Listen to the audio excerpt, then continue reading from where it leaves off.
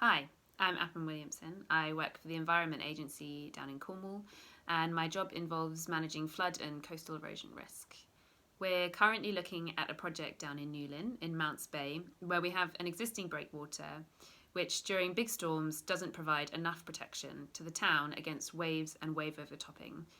Wave overtopping is literally just water that's able to come over the top of our existing coastal defences, whether that's a seawall or a breakwater or whatever infrastructure it is that we have at the shoreline.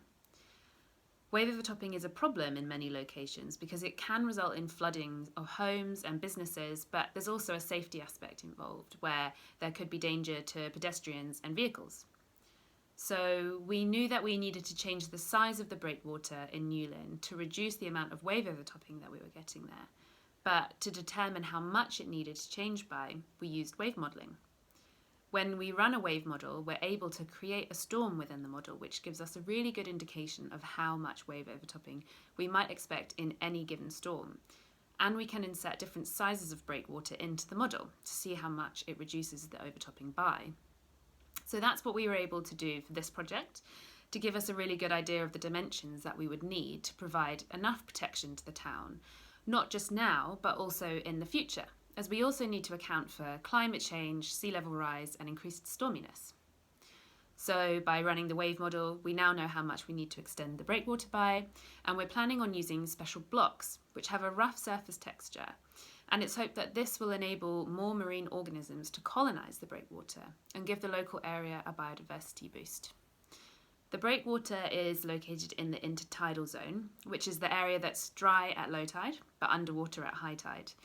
And improving habitats for organisms that can live in these areas is really, really important and will only become more so with sea level rise, which will result in something called coastal squeeze, which is a mechanism that reduces the amount of habitat available to organisms that can live in intertidal areas. So where you have a hard coastal defence, if this is your kind of beach or your intertidal area, as the sea level rises, this intertidal zone gets smaller and smaller and smaller until eventually maybe there's no intertidal zone left and it's always underwater. So the ability to create intertidal habitat at the moment is really, really important. This project is hoping to reduce both the flood risk to the local community, but also obviously improving the intertidal habitat by using what's called a nature-based solution. And the project that this breakwater is part of is called Sustainable and Resilient Coastal Cities, which is funded by the European programme Interreg 2Cs. And if this is something that you're interested in, you can go to the project website called sarcc.eu. Thank you very much for watching.